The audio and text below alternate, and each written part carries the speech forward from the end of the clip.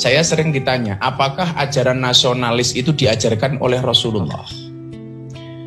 Rasulullah Muhammad SAW itu orang yang sangat mencintai tanah Arab. Kenapa? Karena beliau lahir di tanah Arab. Bahkan kalau kita lihat, jubah yang digunakan oleh orang Arab itu sudah ada sejak sebelum Kanjeng Nabi. Kalau toh kemudian Nabi Muhammad ini pengen egois, tentunya beliau akan membuat pakaian tersendiri supaya beda dengan orang-orang kafir jahiliyah waktu itu.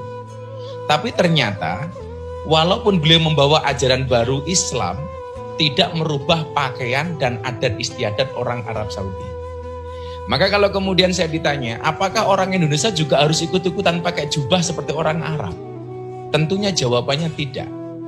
Kenapa Rasulullah menggunakan jubah seperti yang digunakan Abu Jahal, Abu Lahab, dan lain sebagainya? Karena Rasulullah mencintai karakteristik dan budaya bangsa Arab. Maka ketika kita masuk ke Indonesia, ya kita tentunya harus mencintai produk dan budaya bangsa Indonesia. Maka Bung Karno pernah mengatakan, jadilah orang Hindu tapi jangan jadi orang India. Jadilah orang Katolik tapi jangan jadi orang Roma. Dan jadilah orang Islam tapi jangan jadi orang Saudi Arabia. Artinya apa? Nilai ajaran agamanya kita pakai, tetapi budayanya tidak harus sama. Maka lucu ketika saya kemudian pakai belangkon, saya diprotes Pak Unto. Wah Kiai kok pakai belangkon? Lah saya bilang, salahnya belangkon saya apa? Aku tuku belangkon ya duit-duit saya sendiri. Ya kan, sing tak wadahi ndas-ndasku dhewe gitu. Orang kemudian tidak bisa membedakan mana agama, mana budaya. Coba kalau saya tanya sama Bapak Ibu, mohon maaf yang hadir di sini dan seluruh kawan-kawan di Indonesia, sahabat-sahabat di Indonesia, bedakan budaya dengan agama. Perintah Al-Qur'annya tutup aurat. Tutup aurat, ini pun masih debatable. Maka ketika kemudian anaknya Profesor Dr. Quraish Shihab, Mbak Najwa Shihab, tidak pakai jilbab, kemudian banyak diprotes. Lucunya apa? Profesor Dr. Quraish Shihab itu Profesor Al-Quran, Doktor Al-Quran.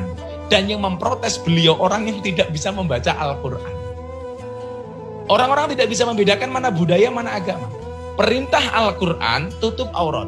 Maka cara nutup aurat itu adalah budaya. Nutup auratnya, perintah nutup aurat itu agama. Cara nutupnya itu budaya. Begitu orang Arab, tutup auratmu. Bagaimana orang Arab menutup aurat? Dengan menggunakan jubah. Bagaimana dengan cara orang Indonesia menutup aurat? Apakah harus menggunakan jubah? Tentunya tidak. Yang lucu Pak Untung, mohon maaf. Tukang becak, sok ke Arab-Araban. Saya harus sama dengan Rasulullah. Maka saya narik becak harus pakai jubah. Ya mohon maaf, kalau narik becak pakai jubah ya narik remnya bisa salah Pak. Karena becak itu remnya di bawah sadel Pak. Gitu. Kalau pakai jubah nggak berhenti-berhenti Bu. Ini tentunya pemahaman yang salah. Songkok yang Pak Bapak-bapak jaksa ini pakai, ini bukan ajaran agama, tapi ini budaya. Maka namanya songkok nasional, bukan songkok Islam. Maka orang-orang non-Islam itu juga berhak menggunakan songkok, menggunakan kopiah.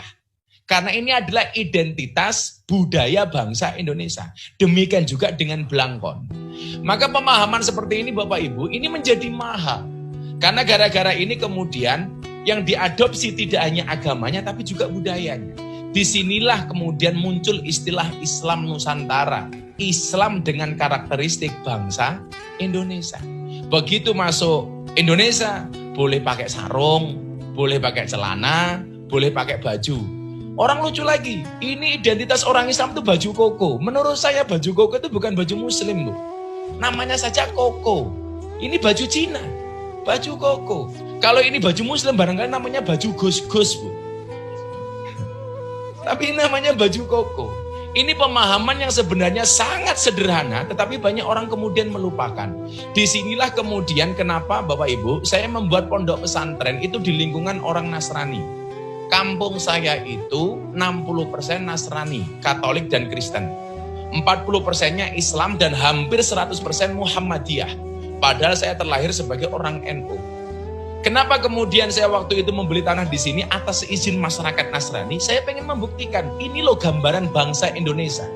yang seharusnya bangga dengan Pancasila yang di dalamnya kita bisa berbineka tunggal ika, berbeda-beda tetapi tetap satu jua.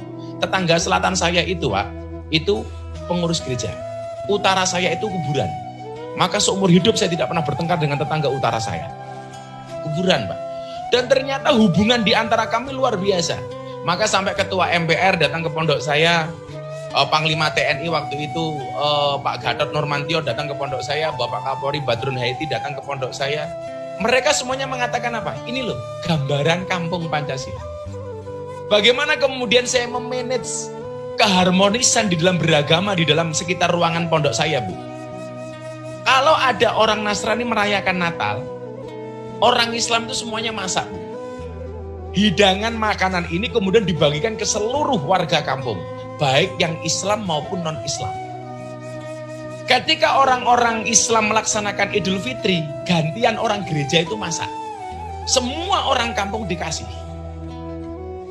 Kalau ada orang Nasrani meninggal, teman-teman kita gereja itu sembahyangan, kita hadir di belakang. Nanti begitu hidangan keluar, kita makan bareng. Kalau kata orang Jawa, kembul bujono. Kalau nanti ada orang Islam meninggal, tahlilan, kawan-kawan kita Nasrani di belakang. Begitu makan, kita makan bareng.